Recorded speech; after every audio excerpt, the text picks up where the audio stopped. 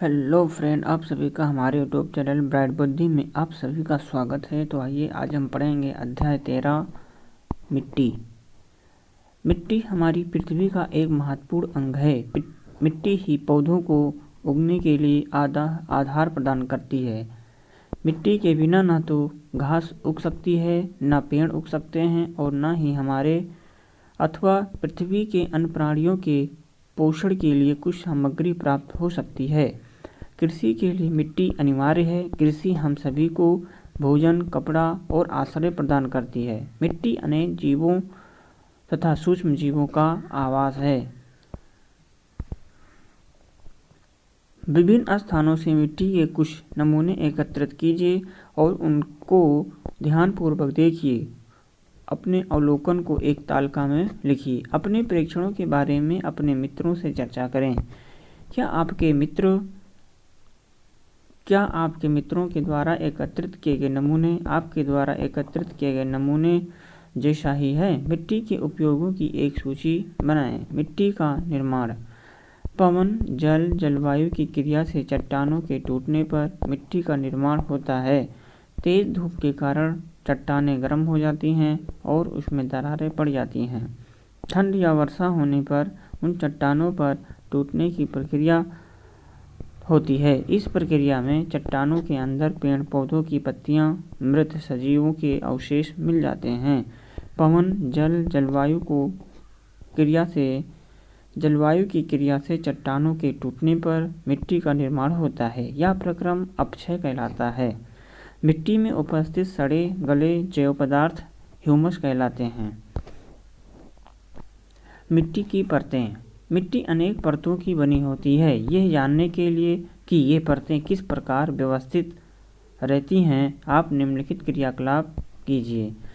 जैसे क्रियाकलाप 1 है कि थोड़ी सी मिट्टी लीजिए, अपने हाथ से थोड़ा तोड़ करके उसका चूर्ण बना लीजिए। अब कांच के एक गिलास में 3/4 पानी भर करके उसमें आधी मुट्ठी मिट्टी मिला दीजिए। इसे किसी छड़ी से हिलाइए जिससे मिट्टी पानी में मिल जाए। कुछ समय बाद गिलास के अंदर देखिए और निम्नलिखित प्रश्नों के उत्तर दीजिए। क्या आपके कांच के गिलास के विभिन्न आकार के कणों की परतें दिखाई देती हैं? इन परतों को दर्शाते हुए एक चित्र बनाइए। क्या जल में कुछ मृत अथवा सड़ी गली पत्तियों के टुकड़े अथवा जंतु अवशेष तैरते दिखाई दे रहे हैं? आइए ये जानने का प्रयास करें कि जब आप मिट्टी को खोदते हैं तो क्या हर स्तर पर मिट्टी एक समान होती है? किसी इमारत की नींव खोदते समय, सड़कों के किनारे अथवा तालाब खोदते समय किनारों की मिट्टी के ऊर्ध्वाकाट को देखिए। आपको मिट्टी की विभिन्न प्रकार की परतें दिखाई देगी। प्रत्येक परत गठन से गहराई और रासायनिक संघट्ट में भिन्न होती है। हम सामान्यतया मिट्टी की ऊपरी परत को देखते हैं। सबसे ऊपर वाली परत गहरे रंग की होती है क्योंकि ये ह्यूमस और खनिजों से समृद्ध होती है। ह्यूमस मिट्टी को उर्वर बनाता है और पादपों को पोषण प्रदान करता है। यह परत सामान्यतया मृदु, क्षारन्ध्र, अधिक जल को धारण करने वाला होती है। इसे शीर्ष मिट्टी कहते हैं। छोटे पौधों की जड़ें पूरी तरह से शीर्ष मिट्टी में ही रहती हैं। शीर्ष मृदा के नीचे की परत में ह्यूमस कम होता है लेकिन खनिज अधिक होते हैं। ये परत सामान्यतया अधिक कठोर और अधिक घनी होती है। इसे मध्य परत कहा जाता है। तीसरी परत जो दरारों और विद्रोह मुक्त चट्टानों के छोटे ढेलों से बनी होती है। इन परत के नीचे आधार शैल होती है जो कठोर होता है और इसे कुदाल से खोदना कठिन होता है। मिट्टी के प्रकार। अब हम जानने का प्रयास करेंगे कि ये सभी मिट्टियाँ एक समान होती हैं। किसी मिट्टी में बालू, चिकनी मिट्टी का अनुपात उस मूल चट्टान पर निर्भर करता है जिसके उसके कण बने हैं। मिट्टी में पाए जाने वाले चट्टानों के कणों के आकार पर मिट्टी का वर्गीकृत किया जाता है। यदि मिट्टी में बड़े कणों का अनुपात अधिक होता है तो वो बलुई मिट्टी कहलाती है। यदि सूक्ष्म कणों का अनुपात अपेक्षाकृत अधिक होता है तो इसे चिकनी मिट्टी कहते हैं। यदि बड़े और छोटे कणों की मात्रा लगभग समान होता है तो ये दोमट मिट्टी कहलाती है। मिट्टी के कणों के आकार का उसके गुणों पर बहुत महत्वपूर्ण प्रभाव होता है। बालू के कण अपेक्षाकृत बड़े होते हैं, आसानी से एक दूसरे से जुड़ नहीं पाते, अतः इनके बीच काफ़ी रिक्त स्थान होते हैं। ये रिक्त स्थान वायु से भरे होते हैं।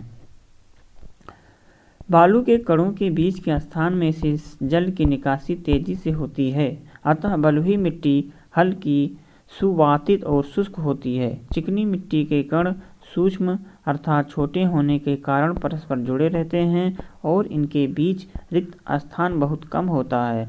बलुई मिट्टी के विपरीत इनके कणों के बीच सूक्ष्म स्थान में जल रुक जाता है, अतः चिकनी मिट्टी में वायु कम होती है, लेकिन ये भारी होता है क्योंकि इसमें बलुई मिट्टी की अपेक्षा अधिक जल रहता है। पादपों को उगाने के लिए सबसे अच्छी मिट्टी दोमट है।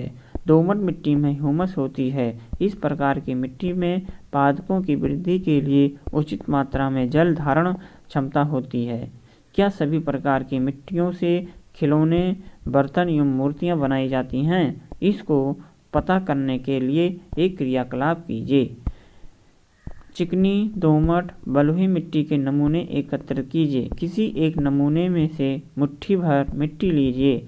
इसमें से कंकड़, पत्थर, घास के तिनकों आदि को निकाल दीजिए। अब इसमें जल डाल करके मिलाइए। केवल इतना जल डालें कि इसमें मिट्टी का गोला बनाया जा सके, लेकिन यह ध्यान रहे कि चिपचिपा नहीं होना चाहिए। मिट्टी से गोला बनाने का प्रयास करें। किसी समतल सतह पर इस गोले को एक बेलन के रूप में बनाइए। इस बेलन से छल्ला बनाने का प्रयास कीजिए। इस क्रियाकलाप को मिट्टी के अन्य नमूनों के साथ दोहराइए। कोई मिट्टी किस प्रकार की है, क्या इसका निर्णय इस आधार पर किया जा सकता है कि उससे मनचाही आकृति बनाना कितना सुविधाजनक है।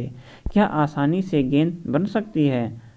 नहीं, बलुई मिट्टी से नहीं बन सकती। हाँ, मिट्टी हल्की दोमट, भारी दोमट, हल्की चिकनी या चिकनी मिट्टी हो सकती है। गेंद से बनाने की कोशिश कीजिए।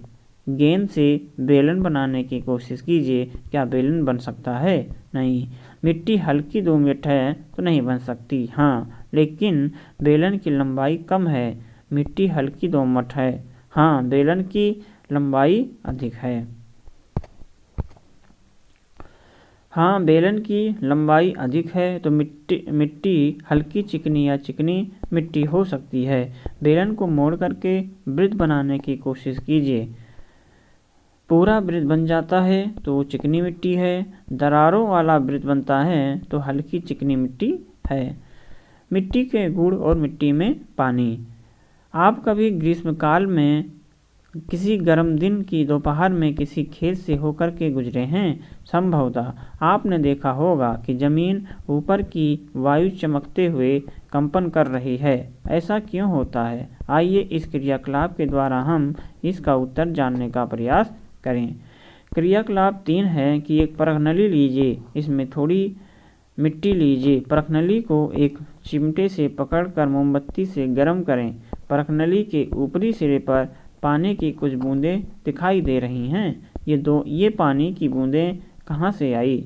इस क्रियाकलाप से हम ये नतीजा निकाल सकते हैं कि ये जल की बूंदें मिट्टी में अवशोषित पानी की थी।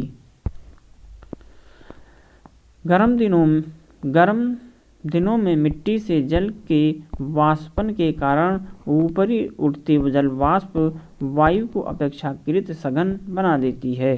इससे सूर्य के प्रकाश के आवर्तन के कारण मिट्टी के ऊपर की वायु हमें कंपन करते हुए चमकीला दिखाई पड़ती है। मिट्टी के गुण और पानी का अवशोषण। मिट्टी के गुणों को जानने के लिए एक क्रियाकलाप कीजिए। मिट्टी की सतह पर 1 मीटर × 1 मीटर के क्षेत्रफल को चिन्हित कीजिए। एक जगह कच्ची सड़क या घर की फर्श हो तथा दूसरी जगह कोई खेत का स्थान होगा। दोनों जगहों पर 1-1 लीटर पानी डालिए। आप दोनों जगहों पर पानी की अवलोकन कीजिए। आप पाएंगे कि सड़क या घर के फर्श पर डाला गया पानी क्षेत्रफल की सीमा से बाहर चला गया, जबकि खेत में डाला गया पानी अवशोषित हो जाता है। आइए इसे समझने के लिए हम एक और क्रियाकलाप करते हैं। तो क्रियाकलाप 4, कक्षा के सभी छात्र 3 समूह या दल में बट जाएं। आपको यह मालूम करना है कि किसी दिए गए स्थान पर पानी कितनी तेजी से मिट्टी में से नीचे चला जाता है। इस क्रियाकलाप के लिए सभी दल समान व्यास के पीवीसी पाइप या डिब्बा लेकर के उसकी तली को काट लें।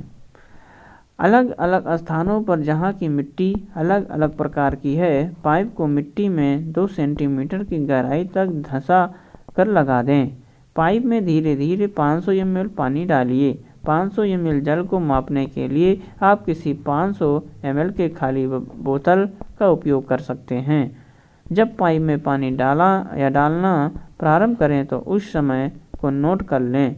जब पाइप का सारा जल भूमि के द्वारा अवशोषित अर्थात अंतःस्रावित हो जाए और पाइप खाली हो जाए तो पुनः समय नोट करें। ये ध्यान रखें कि पाइप में पानी डालते समय ना तो छल्ले और ना ही पाइप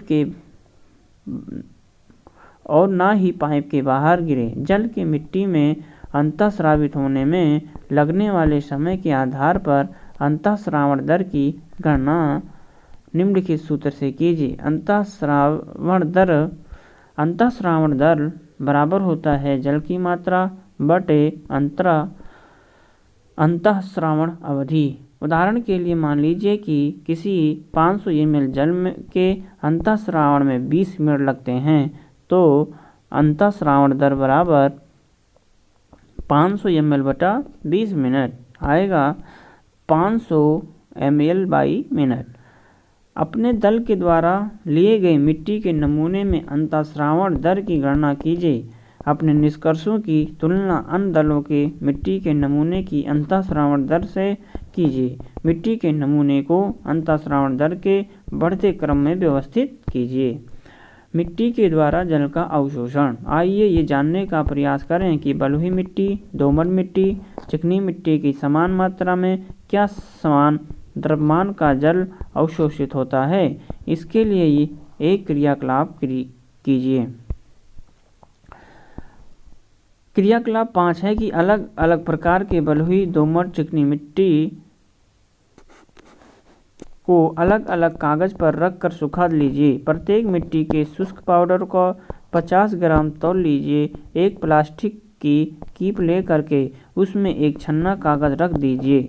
मिट्टी का नमूना डाल दें। किसी मापक में नाप करके पानी लीजिए और चित्रानुसार ड्रॉपर से बूंद बूंद पानी मिट्टी पर डालिए। ध्यान रहे कि सारा पानी एक ही जगह पर न गिरे। पानी तब तक डालते रहें जब तक कि कीप के नीचे से पानी गिलास में छूने न लगे। मापक में बचे हुए पानी की मात्रा को शुष्क या शुरू में ली गई पानी की मात्रा में से घटा करके ये पता लगाइए कि मिट्टी ने कितना पानी सोख लिया है। इस कार्यकलाप को अन्य मिट्टी के शुष्क पाउडर के साथ दोहराइए। पता लगाइए क्या सभी प्रकार की मिट्टी में पानी सोखने की मात्रा समान है।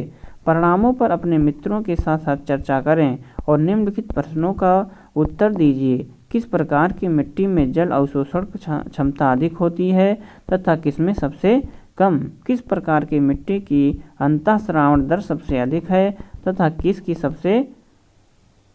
अंतःस्रावण दर किसकी सबसे ज़्यादा है और किसकी सबसे कम। वर्षा होने के 6 से 8 दिन के बाद तालाब अथवा कुएं का जल स्तर बढ़ जाता है। ऐसा किस कारण से होता है। किस प्रकार की मिट्टी होने से कुएं में जल्दी और ज़्यादा पानी पहुंचेगा। मिट्टी और फसलें। जानते हैं मिट्टी और फसलों के बारे में। बिहार राज्य के विभिन्न हिस्से में विभिन्न प्रकार की मिट्टी पाई जाती है। कुछ हिस्से में चिकनी मिट्टी पाई जाती तो कुछ में दोमट, जबकि कुछ हिस्से में बलुई मिट्टी पाई जाती है। जलवायु को प्रभावित करने वाले कारक जैसे कि पवन, वर्षा, ताप, प्रकाश, आर्द्रता और मिट्टी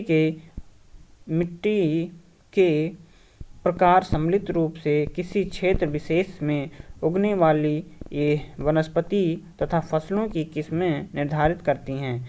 चिकनी एवं दोमट मिट्टी दोनों में गेहूं, मक्का, चना, धान की खेती की जाती है। ऐसी मिट्टी की जल धारण क्षमता अधिक होती है और अच्छी होती है।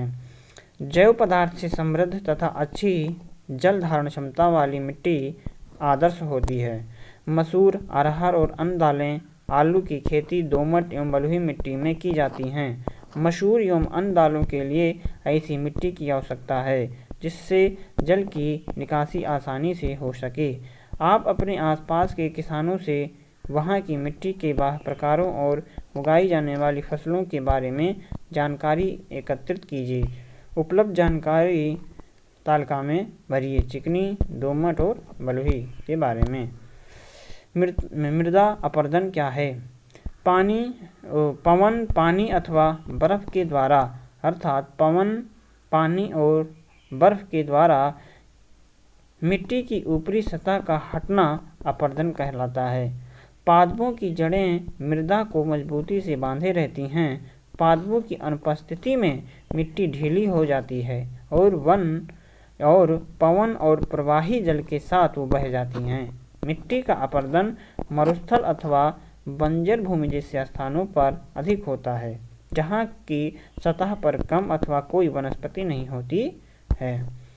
तो हमने इस पाठ में क्या सीखा कि मिट्टी जो होती है पृथ्वी पर जीवन के लिए महत्वपूर्ण है। मिट्टी विभिन्न प्रकार की होती है, चिकनी मिट्टी, दोमट और बलुई।